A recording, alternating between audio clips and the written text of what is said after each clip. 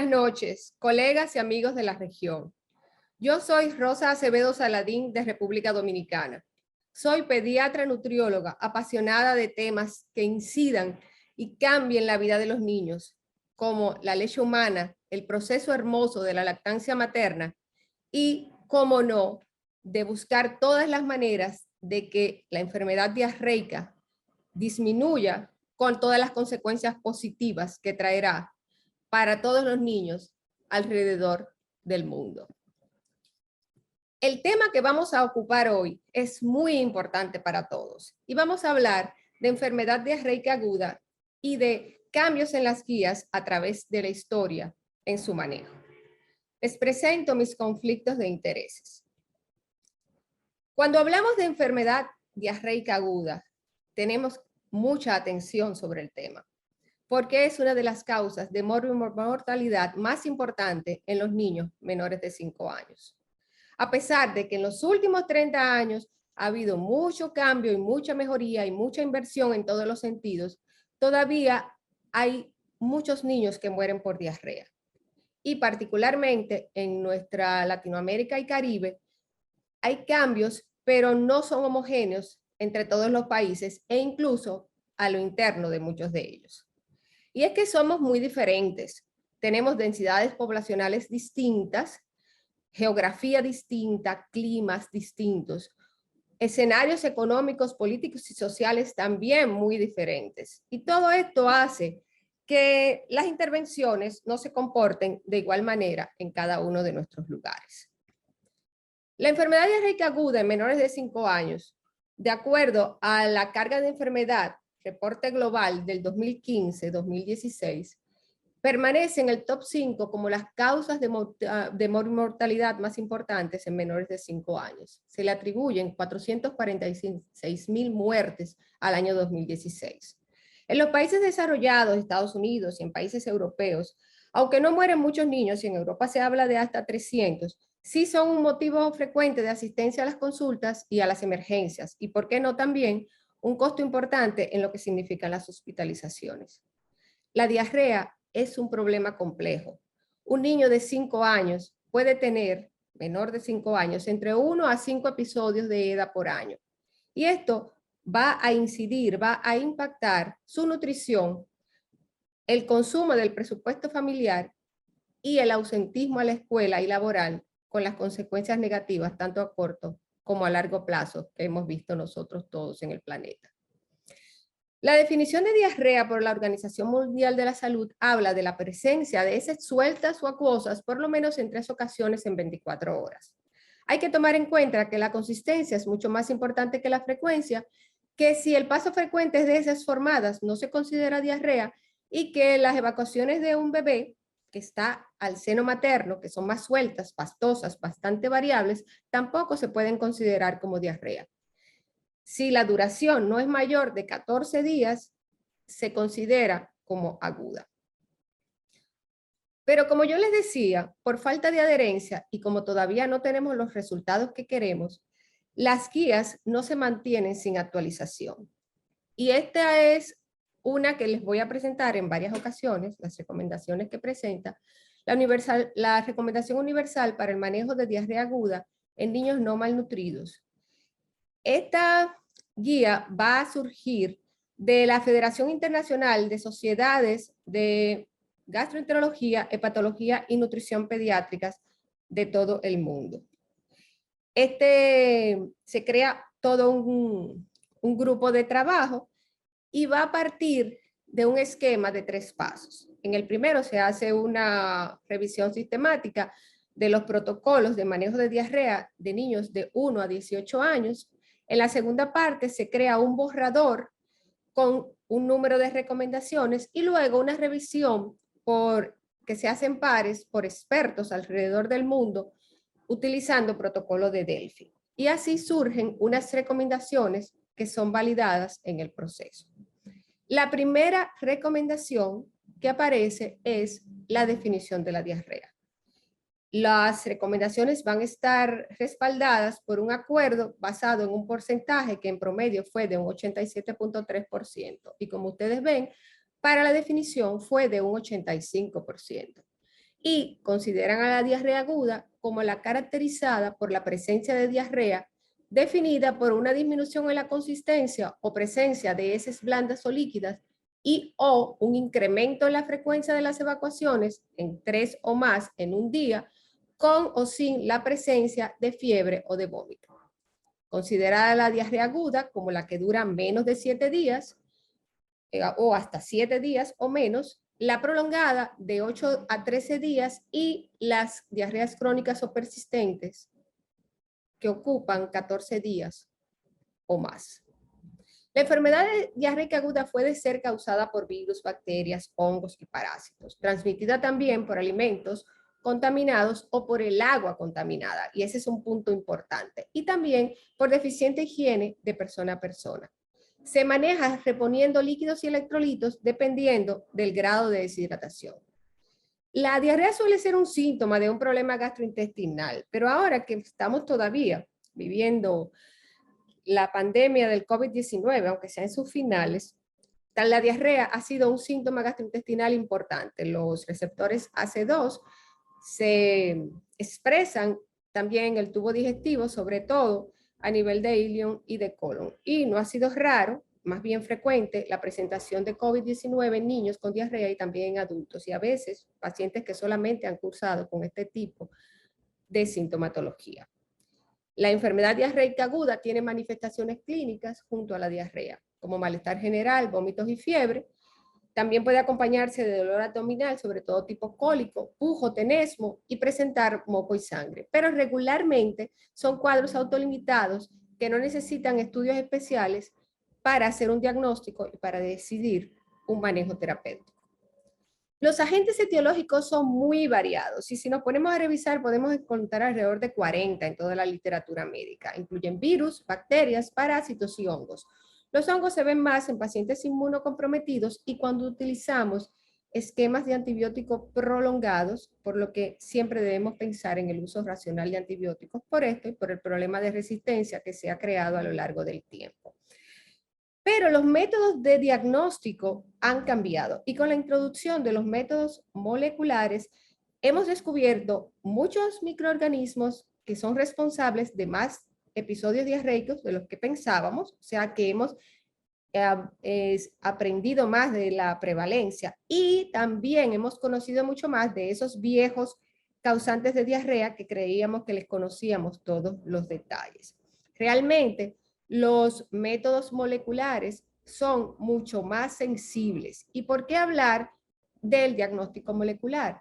Porque en el estudio global de carga de enfermedad al que me referí desde el principio, desde el 2015 está utilizando métodos moleculares para hacer el diagnóstico. Utilizaron UPCR y obtuvieron una cantidad casi del 100%, un 96.1% de los diagnósticos de muerte por diarrea en los menores de 5 años. La validación de estos métodos es importante y es mucho más sensible para el diagnóstico, más rápido y más seguro, pero también tiene sus inconvenientes. Son costosos y regularmente nos presentan como resultados en el panel más de un germen. Y el médico tiene que decidir si esa sintomatología se debe a cuál de ellos y no hay una manera clara de hacerlo. O sea que la experiencia clínica, nuestro expertise en manejar niños va a ser importante aún en descubrir cuál es la razón y qué debemos tratar. Como yo les decía, hemos cambiado la idea de todo lo que produce diarrea a lo largo del tiempo. La etiología fue establecida en un 96.1% de todas las muertes en menores de 5 años con estos métodos y también cambió la frecuencia en que los veíamos.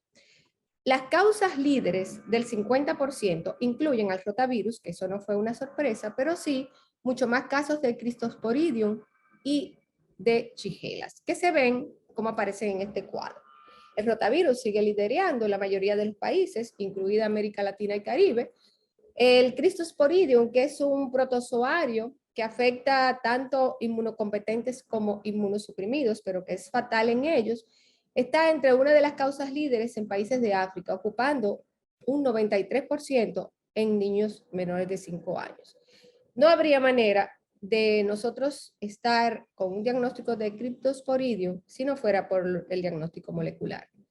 La Shigella, que muchas veces nada más la relacionamos con una diarrea con sangre, encontramos que ocupó 1/3 de todos los niños en menores de 5 años y el resto en mayores de 5. Y el adenovirus aumentó prácticamente en 4 o 5 veces como contribución en la causa de diarrea en menor de 5 años con este tipo de investigación. Sabemos que hay muchas clasificaciones diferentes de la diarrea y en esta nos vamos a ocupar de la etiopatogenia y vamos a encontrar que la diarrea puede ser acuosa osmótica, en la que hay hidratos de carbono que van a alar líquidos y van a producir diarreas acuosas, la acuosa secretora, en la que ya hay un proceso fisiopatológico más importante y del que hablaremos más adelante, la diarrea con sangre no invasiva y la diarrea con sangre invasiva. Vamos a entrar ahora en hablar un poco de los factores de riesgo para tener diarrea. Este estudio de Margaret Mocomane, que es realmente interesante y que los invito a leer, refiere que en países de bajos y medios ingresos, como somos la mayoría de nuestros países, el 90% de las infecciones gastrointestinales en niños están asociadas a pobre higiene, malas condiciones sanitarias y falta de acceso a agua potable y a poca higiene personal. Y si ustedes se fijan, en la columna de la izquierda están los principales factores de riesgo para infecciones gastrointestinales y prácticamente esto es un resumen de lo que vemos aquí. La corta edad, niños malnutridos, el destete prematuro o el no lactancia materna exclusiva y en ningún momento, los patrones estacionales que se ven en algunos de nuestros países y en otros no, la pobre educación materna, la falta de agua corriente dentro de la casa, las malas maneras de guardarla, la falta de un cuidadoso lavado de manos y la falta de saneamiento y no tratamiento de agua en el hogar. En estos momentos, aparte de las diarreas causadas por el COVID-19, vimos una gran disminución de los cuadros de diarrea de nuestros pacientes. Y es que en ningún momento de la vida creo que nos lavamos tanto y tanto las manos, además de estar aislados. Las principales maneras de evitar las enfermedades contagiosas.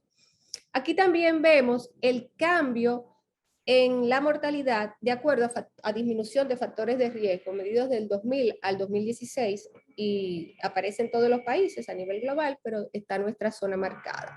Y dentro de los factores de riesgo que ocupan, solamente no están en la gráfica anterior, la baja cobertura de tratamiento con zinc y la baja cobertura de vacuna por rotavirus. Si bien hemos trabajado mucho con esos factores de riesgo, las estrategias que se han utilizado y las intervenciones en los últimos tiempos han producido mayores disminuciones en la mortalidad, porque realmente incidían más en la mortalidad. Por lo que no tenemos un solo patrón epidemiológico cuando comparamos los episodios de diarrea, la incidencia, con la tasa de mortalidad, que aquí vemos la incidencia y los episodios en la columna azul y en naranja la tasa de mortalidad.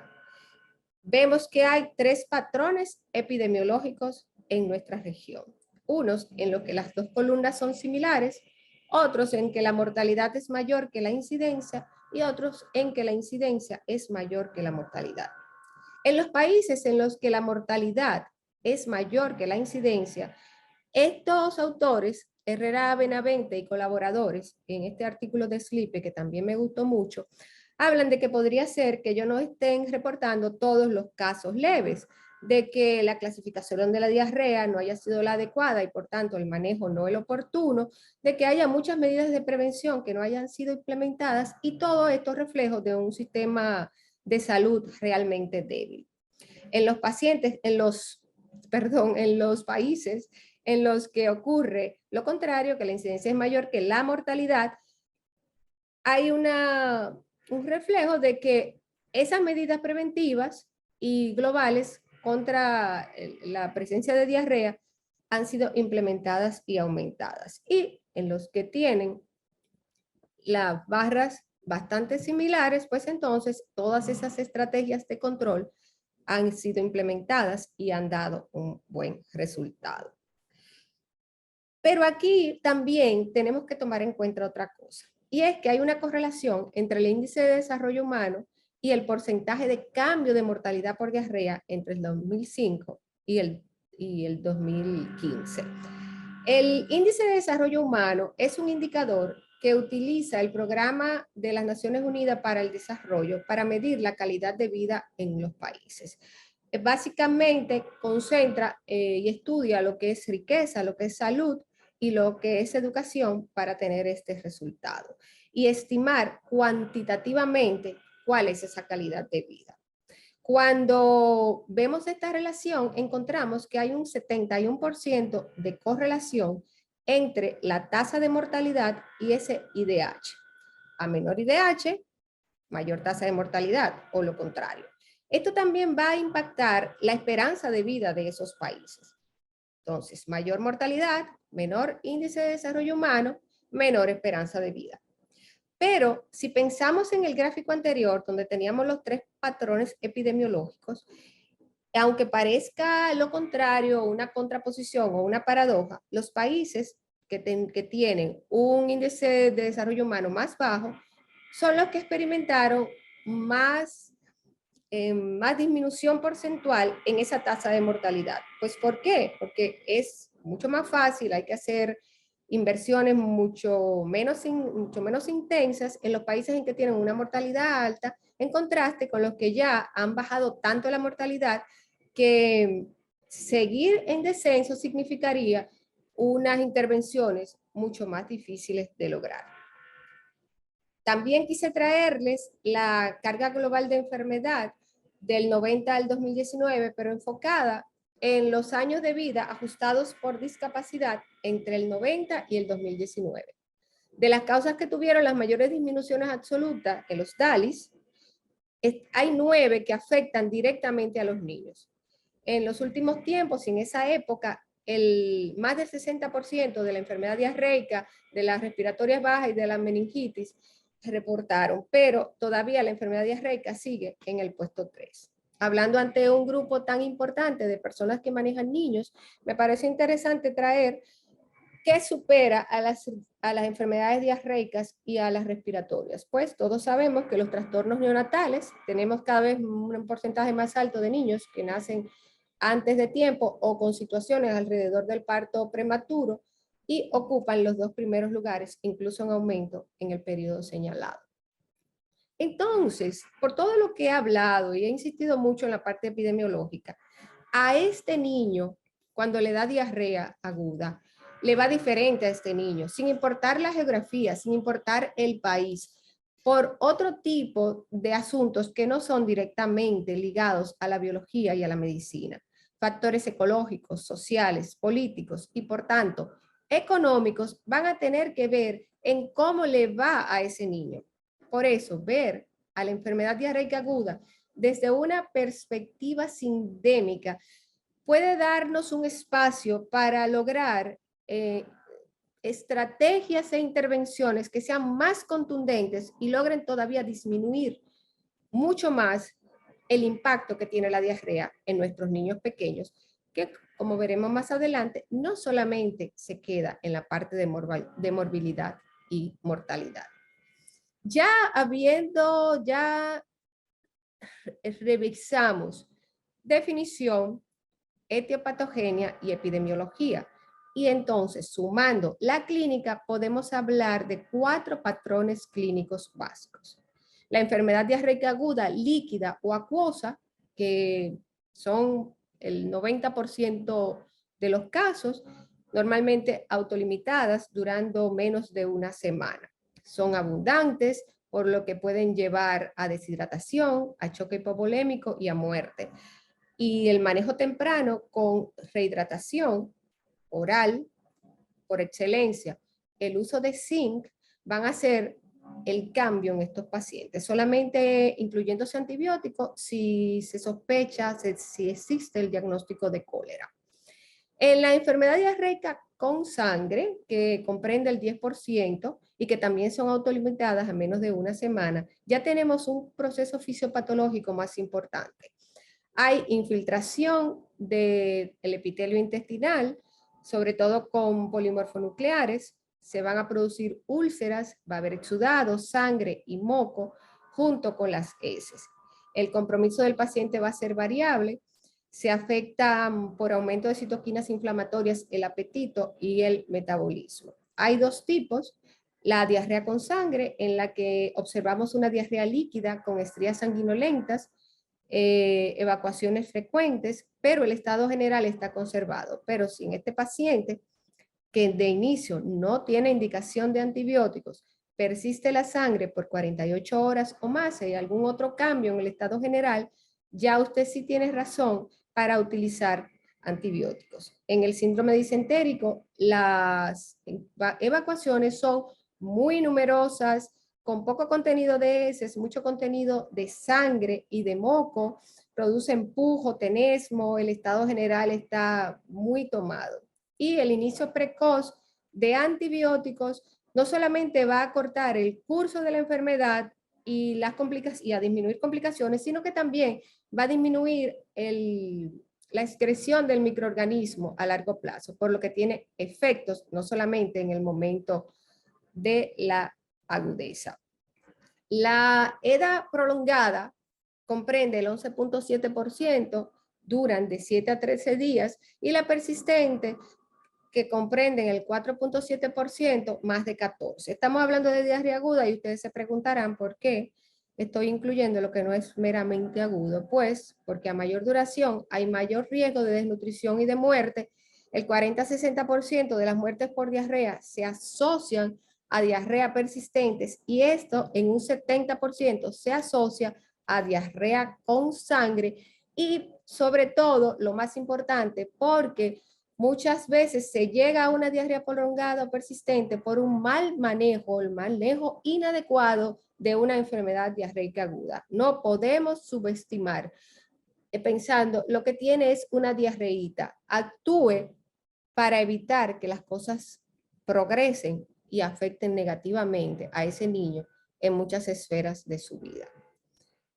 Ya me han oído entonces dar ciertas pinceladas de cómo se maneja un paciente con enfermedad diarreica aguda, porque de una u otra forma he mejorado la palabra hidratación, he mencionado la palabra rehidratación a lo largo del tiempo. Pero el manejo de la EDA se basa en 4 pilares básicos: la rehidratación o la prevención de la rehidratación con un inicio temprano de las soluciones orales, el manejo nutricional, el tratamiento adicional para reducir duración y severidad y el uso de antibióticos, pero en situaciones muy específicas.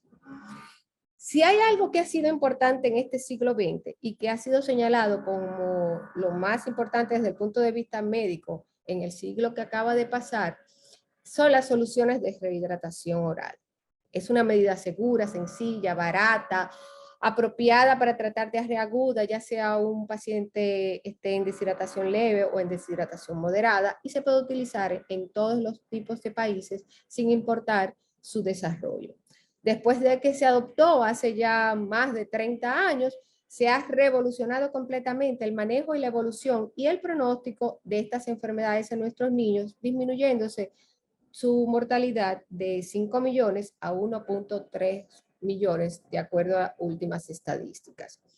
La clasificación de la deshidratación, según la OMS, basa en esto en signos clínicos muy sencillos y que podemos aprender. Lo ideal es valorarlo de acuerdo a la pérdida de peso anterior, que es lo que ustedes ven aquí en términos porcentuales, pero es difícil tener el peso anterior al proceso en los niños. Entonces tenemos que aprender a usar este sistema que realmente se hace de una manera fácil después que uno ha visto unos cuantos pacientes.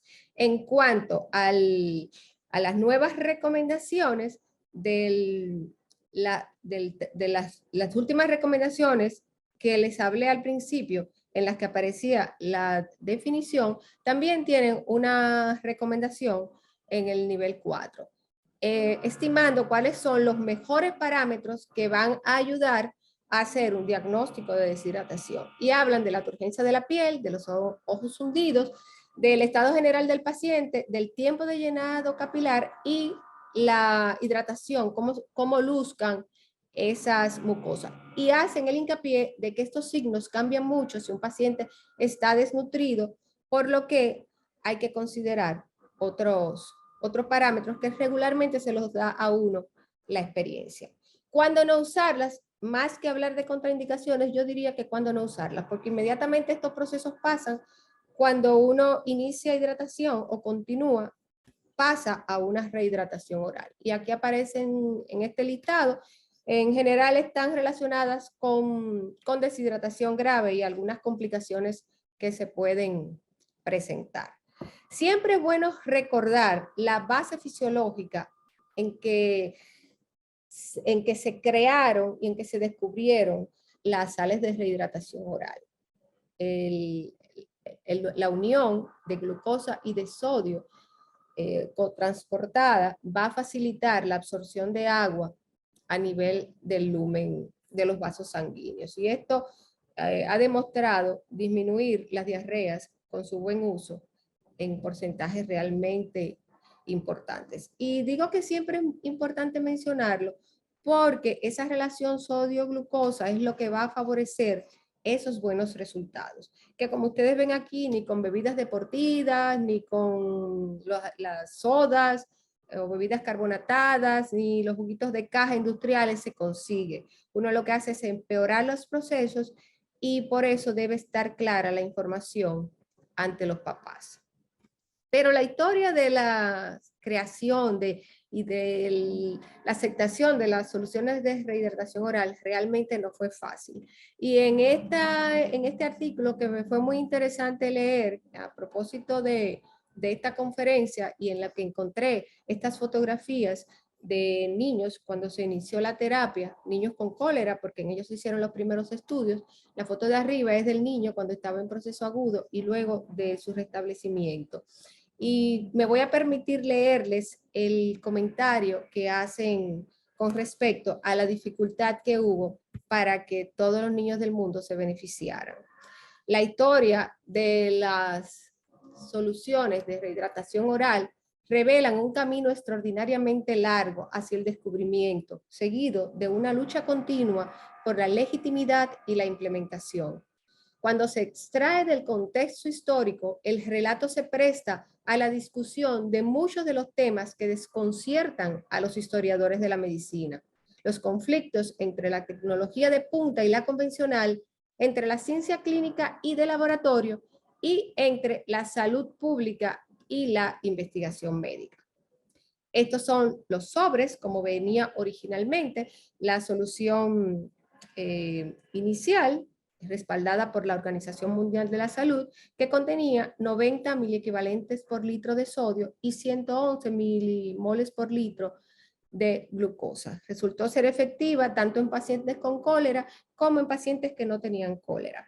Pero había que reconstituirla con agua. Muchas veces los padres no utilizaban ni el volumen adecuado ni agua potable y esto traía consecuencias.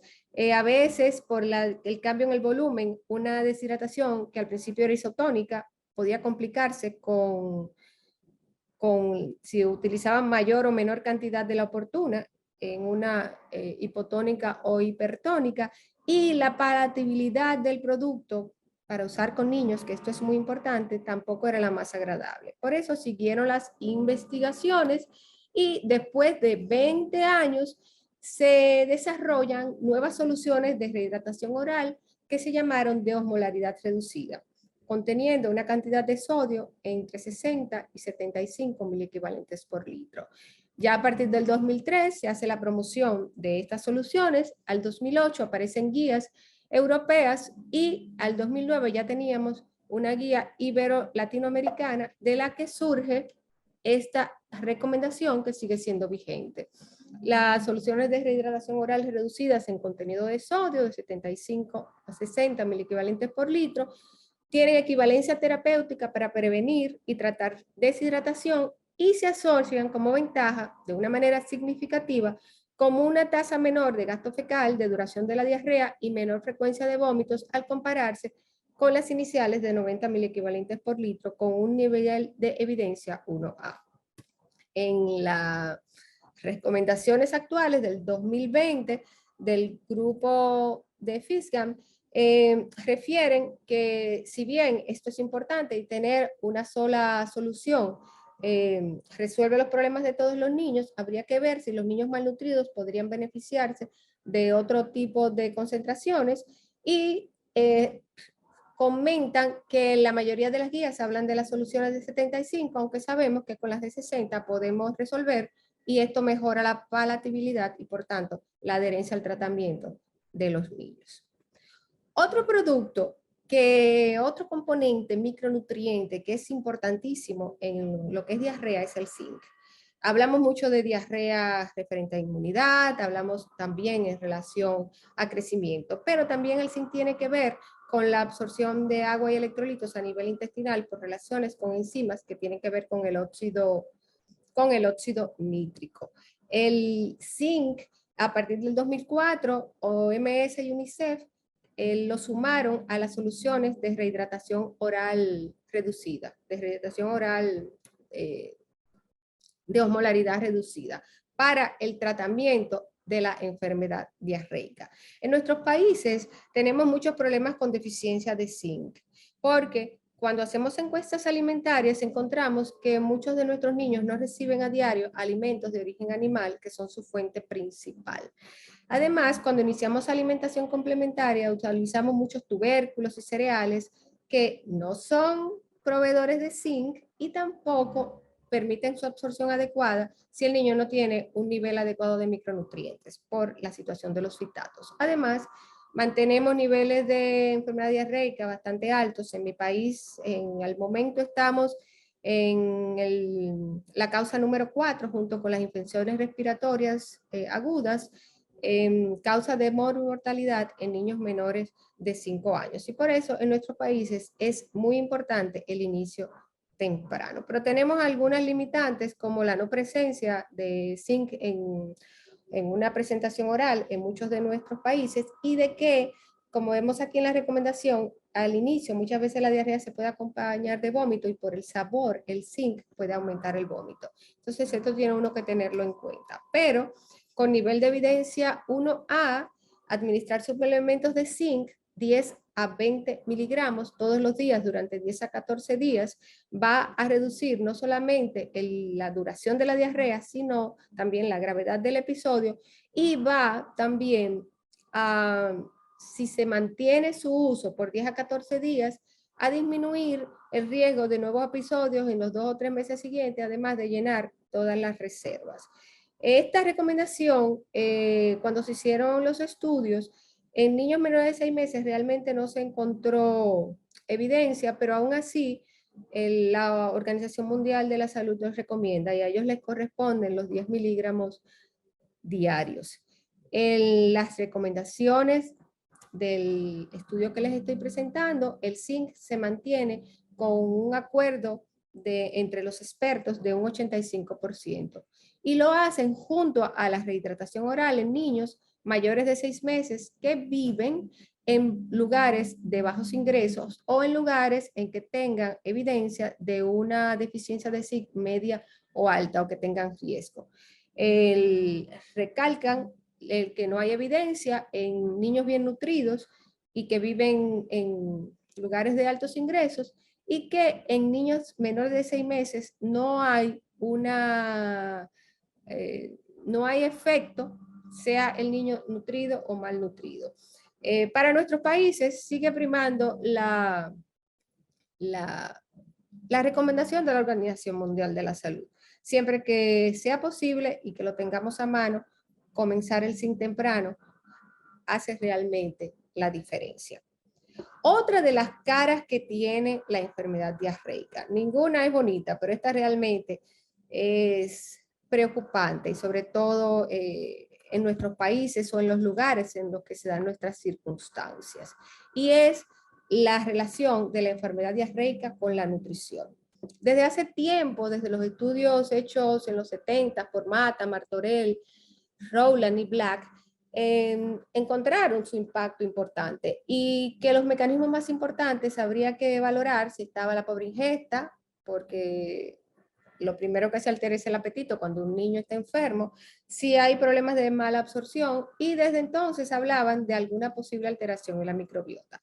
Pero atribuyeron desde esa época 1/3 del déficit de talla de los desnutridos crónicos a infecciones gastrointestinales. Y más aún, encontraron, analizando 9 cohortes diferentes en un periodo de 20 años en 5 países, que la probabilidad de retraso del crecimiento era directamente proporcional a la cantidad de episodios de diarrea, que por cada 5 episodios de diarrea, la oportunidad o la probabilidad de tener retraso del crecimiento a los 2 años incrementaba en un 13%. Las consecuencias las vemos aquí, todas ligadas al círculo de la pobreza y que nos recuerdan la pérdida de los capitales humanos de la que nos habla Víctora, relacionadas con la malnutrición en su estudio reportado en Lancet desde el 2008. Y acabando de pasar la semana de la lactancia materna, es un buen momento de hablar de lactancia, como cualquier momento en que estemos frente a pediatras. No podía dejar de mencionar el impacto que tiene la lactancia a través de la relación entre salud que tiene en los humanos. Hay 3 fenómenos principales en los que se basa esta salud, siempre viendo a la leche humana como un alimento bioactivo.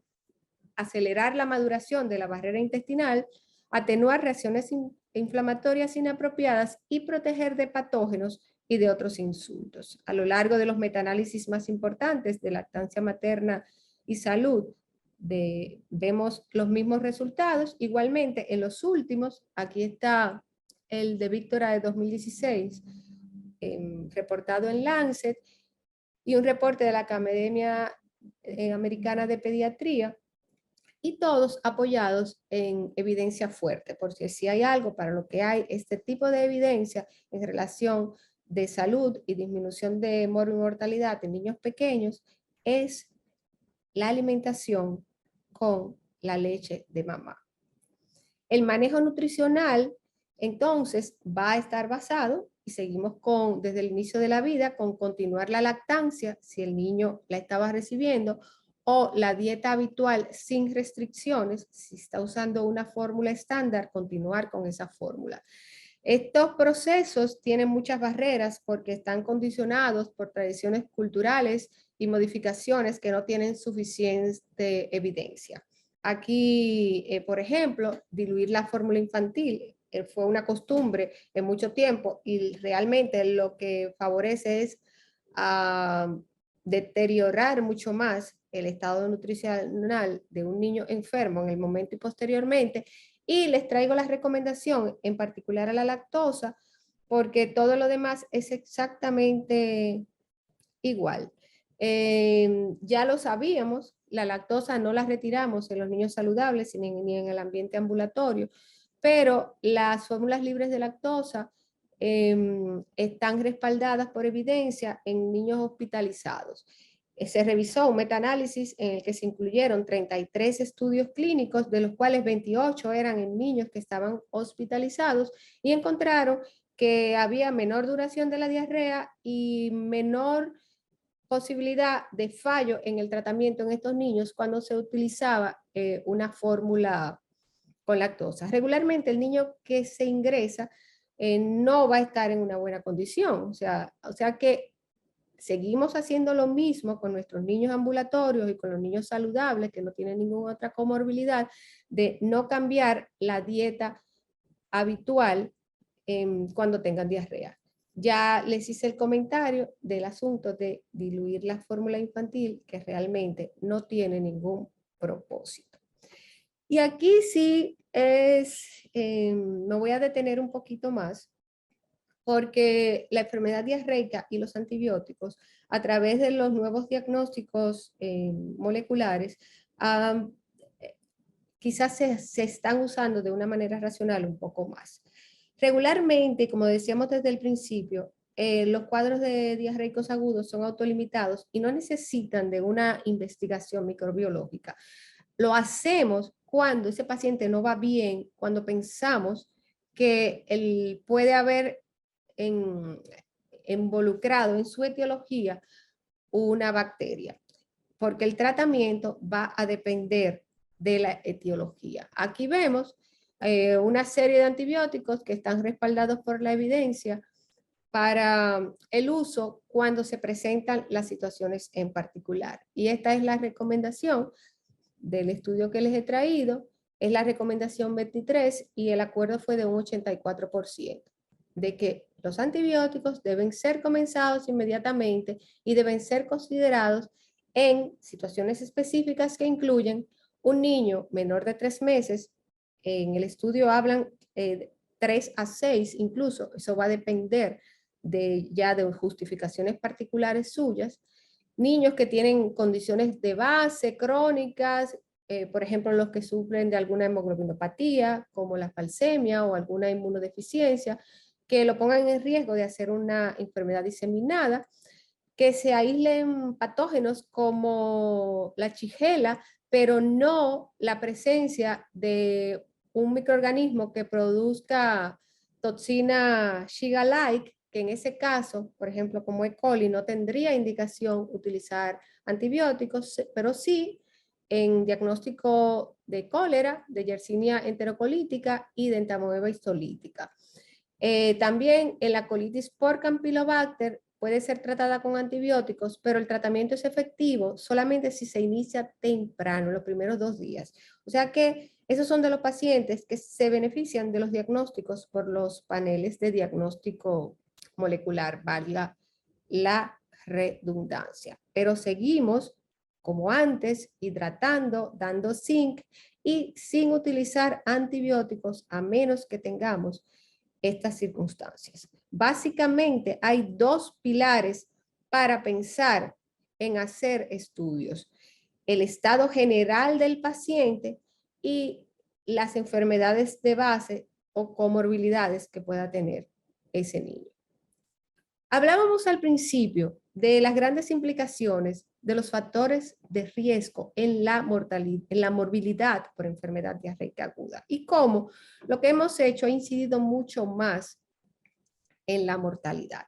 Y es que cambiar esos factores de riesgo implica esfuerzos que son realmente grandes y que cambiarían interrumpirían las vías de transmisión. Necesitamos acciones conjuntas que tienen que ver con el Estado, mejores infraestructuras sanitarias, no solamente de los hospitales, también intervenciones educacionales que incluyan a la población y asistenciales en las que nosotros somos los representantes. Y en esta sesión, que básicamente la ubicamos como razones de prevención, vamos a incluir las estrategias WASH, porque ya incluidos también en prevención está la hidratación, si usted la inicia precozmente y previene la deshidratación, y el uso de zinc, que además de disminuirte la duración y la gravedad, va a disminuir las recurrencias en los próximos 2 o 3 meses. Entonces, hablaremos un poco de los programas WASH de UNICEF, que incluyen trabajar con agua segura, saneamiento ambiental e higiene. Tienen ya unos 20 años implementados y han dado amplios resultados en regiones como África y Asia, sobre todo en África subsahariana. Y aunque los ámbitos de trabajo de los 3 componentes que tienen que ver con las siglas de lo que significan en inglés son distintos, van a depender unos del otros, porque sin retretes las fuentes de agua estarían contaminadas y sin agua limpia sería imposible llevar a cabo las prácticas de higiene adecuadas.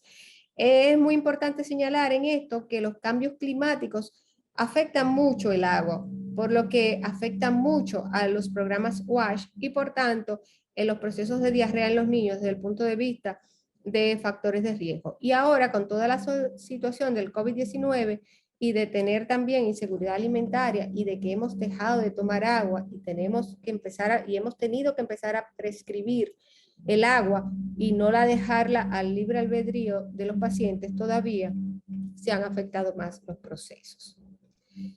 Siguiendo en la línea de prevención, vamos a hablar de enfermedad diarreica aguda y su relación con vacunación.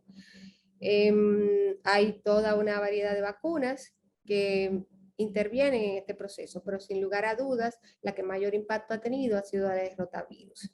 La vacuna contra la tifoidea, la vacuna contra el cólera están disponibles, pero muchas veces por razones económicas y por cambios en la endemia de nuestros países no están disponibles en los programas ampliados de inmunizaciones de cada uno. La vacuna de rotavirus ya la tenemos desde hace bastante tiempo. Tanto la monovalente humana como la pentavalente recombinante bovino humana fueron precalificadas por la OMS y se están utilizando en nuestros servicios, incluso en los programas ampliados de inmunizaciones. Hay que tomar en cuenta que en los países de bajos ingresos hay una tasa de eficacia por debajo de los países de altos ingresos. Y esto puede deberse a diferencias en el microbioma, que tiene mucho que ver con la dieta, a diferentes títulos de IgA contra rotavirus en la leche materna de las mamás, y además cabe la posibilidad de interferencia entre la vacuna de polio oral y la vacuna de rotavirus que se colocan en el mismo momento, aunque ya la vacuna de polio oral está siendo sustituida por la vacuna de polio intramuscular desde el 2016. Ese es el mandato general por las razones que ahora no viene al caso mencionar. O sea que es algo que pronto no estará presente en nuestros países. Pero como les decía, la más importante de la que tenemos que hablar es de la vacuna de rotavirus. Vimos cómo, a pesar de todos los cambios y a pesar de que en el estudio de carga global de enfermedad por diarrea que les he estado comentando, su disminución en la mortalidad, esa etiología disminuyó en un 44%, aún hay muchísimos niños que mueren por diarrea. Desde el 2006, la Organización Mundial de la Salud recomendó su introducción y ya en el 2009 la recomendación se extendió a todas las regiones del mundo. Pero a pesar de eso, en el carga global de enfermedad al 2015, se reportaron 146,000 muertes en niños menores de 5 años por esta etiología y al 2016 128,000 muertes. La vacuna de rotavirus, aquí tenemos el mapa con el momento de introducción en cada uno de nuestros países. En mi país ocurrió, fue el último en que se incluyó, en el 2012, y el impacto ha sido muy importante, igual que en otros lugares. En el 2017 ya existían 91 países que tenían la vacuna incluida en sus programas nacionales. Cabe mencionar que nosotros comenzamos a tener en Dominicana, en el 2012, la vacuna de rotavirus en los programas del PAI, pero ya la teníamos desde mucho tiempo antes en las facilidades sanitarias privadas. Este es un estudio que se hizo en colaboración con el Departamento de Pediatría de la Universidad de Yale y el hospital más importante de tercer nivel de atención pediátrica en Santo Domingo, la ciudad donde resido. Y vino para confirmar la presencia de rotavirus como la causa más importante y para valorar el impacto, que fue muy positivo, del inicio de la vacunación después de incluirse en los programas que llegaban a todos los niños, los programas nacionales, después de 5 años. Es decir, que el estudio fue en el 2017 y realmente el impacto fue muy importante. Durante la vigilancia epidemiológica rutinaria de este estudio, se encontró una nueva cepa de rotavirus, producto de triple recombinación entre material humano, porcino y bovino. Estos procesos se dan con frecuencia en que hay, comparten materiales genéticos de una manera parcial o de una manera completa, diferentes cepas de rotavirus, y se diversifican, se adaptan y evolucionan. Seguiremos teniendo rotavirus. Recuerden que el punto de la vacuna, la razón, y ese ha sido su resultado, va enfocada en prevenir las diarreas graves por rotavirus, las que producen intensa deshidratación y que llevan con mucho más facilidad a que un niño fallezca. Y que, como les decía desde hace un ratito, el efecto lo hemos visto mucho más en la mortalidad a través de la vacuna, pero para interrumpir las vías de transmisión tenemos que trabajar en lo que es agua y saneamiento y nutrición. He incluido una parte de esto en lo que son las estrategias WASH de UNICEF, de las que ya les hice un comentario. Hay otras herramientas terapéuticas que aparecían en las guías como útiles dentro del manejo de la diarrea aguda. Y vamos a hacer un comentario acerca de los antieméticos. Esta es la recomendación que aparece actualmente. El ondansetron es el único que aparece como una recomendación, básicamente para disminuir hospitalizaciones en el área de emergencia. Pero todavía no hay estudios suficientes en niños y se ha asociado a prolongación del QT, arritmia cardíaca severa y a otros problemas que le colocan a este producto como con un manejo cuidadoso. Los otros antieméticos no tienen ninguna recomendación ni en los procesos, ni en las guías anteriores, ni en las actuales.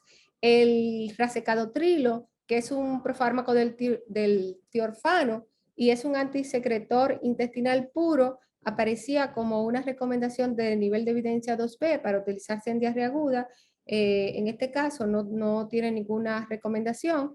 La diosmectita, que tenía también un nivel de evidencia 2B, en estas últimas recomendaciones no aparece, y estas otras, como los prebióticos, los otros antieméticos, la loperamida, no estaban recomendados desde antes y ahora tampoco, y mucho menos el caolín y la pectina, el subsalicirato de bismuto y la gelatina de tacnato.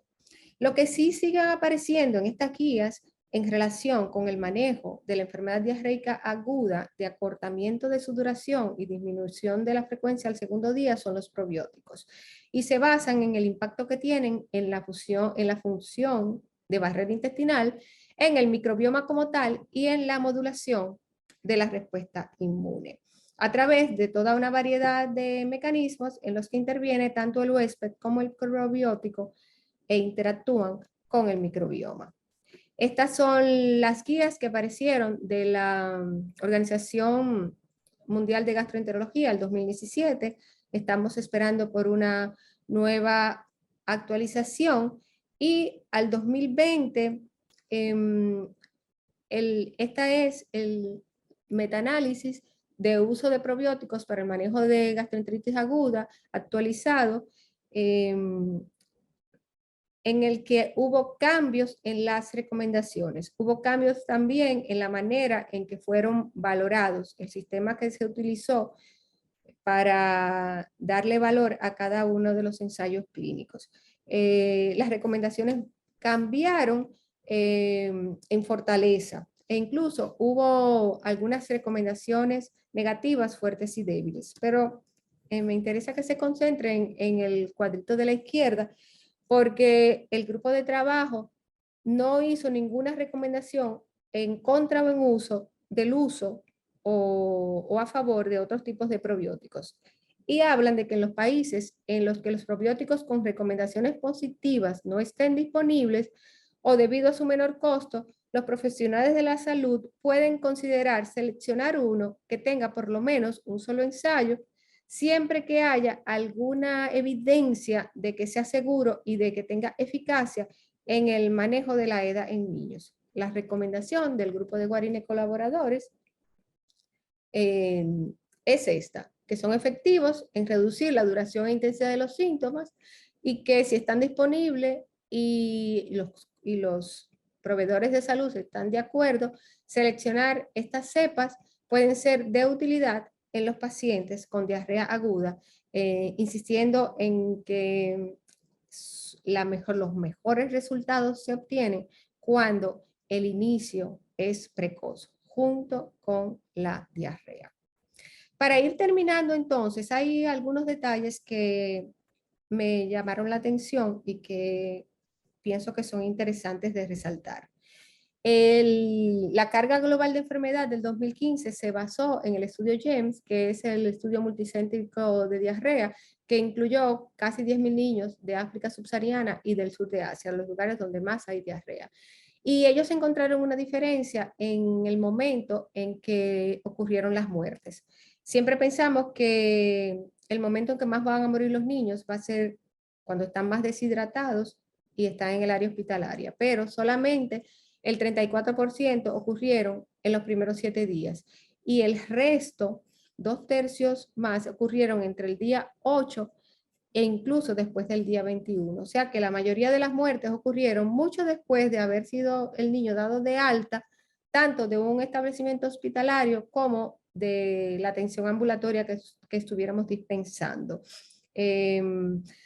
Cuando damos a un niño de alta con diarrea, tenemos que considerar algunos parámetros nutricionales, la educación de los padres, si se va a un lugar muy lejano donde no tenga disponibilidad de lo que hemos considerado para que ese niño se mejore, porque eso va a incidir con su mortalidad. Y otro detalle, que aunque esto no tiene que ver con los menores de 5 años, todas las etiologías relacionadas con mortalidad disminuyeron en el estudio, menos la etiología por Clostridium difficile. El aumento fue importante de un 39.8%, fue la única etiología que incrementó. Se vio en todas las edades, en países de altos ingresos, pero sobre todo en adultos mayores de 70 años, una población que tiene muchos riesgos de esta situación. Tenemos que pensar, esto ocurre en países de altos ingresos, con acceso fácil, a que aunque el acceso a antibióticos no sea de libre venta, puede estar relacionado esto y con los cambios o la senescencia del microbioma a lo largo de la vida. Tanto la edad temprana como ya el momento de envejecer se parecen mucho en muchas actitudes que tienen que ver con salud. Por eso me interesó dejarles este detalle. Para cerrar, los voy a dejar con otro artículo que me interesa que lean, que habla de qué se necesita hacer con los niños con gastroenteritis aguda en el mundo. Y no tienen la intención de presentar unas recomendaciones. El grupo que se reunió es de expertos en diarrea, todos relacionados con la FISCAN y miembros de todas las sociedades en el mundo.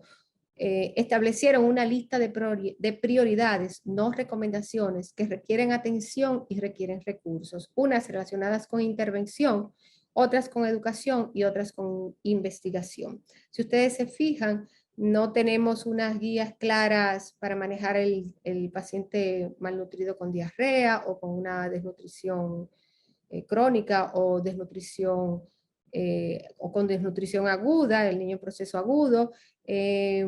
Podría valorarse, comentan ellos, otras concentraciones en cuanto a las soluciones de hidratación oral, algunos cambios en nutrición, insistir en la educación materna, porque en casa es donde comienza la diarrea y esa es una de las grandes diferencias en los países de altos ingresos, la educación de las madres que de una vez saben qué tienen que hacer. Y otros asuntos que tienen que ver con futura investigación que va a favorecer cómo se comporta la diarrea y cómo se comporten nuestros niños alrededor del tiempo. Espero haberles dejado un escenario global y dejarlos con la idea de que un niño con diarrea es un paciente importante. A veces nos gustan mucho los diagnósticos que no son comunes y aprendemos muchos de ellos, de los síndromes que tienen nombres raros y hasta presumimos del conocimiento de ellos. Pero enfermedades como la diarrea tienen que ser del poder y del conocimiento total de nosotros los pediatras y de los que manejamos niños, porque podemos hacer una gran diferencia interviniendo a tiempo con cada niño, sin pensar en todas esas situaciones socioeconómicas que a veces son una desventaja y en las que tenemos que hacer intervenciones particulares para que la mejoría sea rápida y total por el bien de la niñez de nuestros países y por el desarrollo a largo plazo de nuestros países. Recuerden que ellos serán los que estarán en nuestro lugar en el futuro. Les agradezco muchísimo por su gentil atención y espero por sus preguntas y por sus amables comentarios. Buenas noches.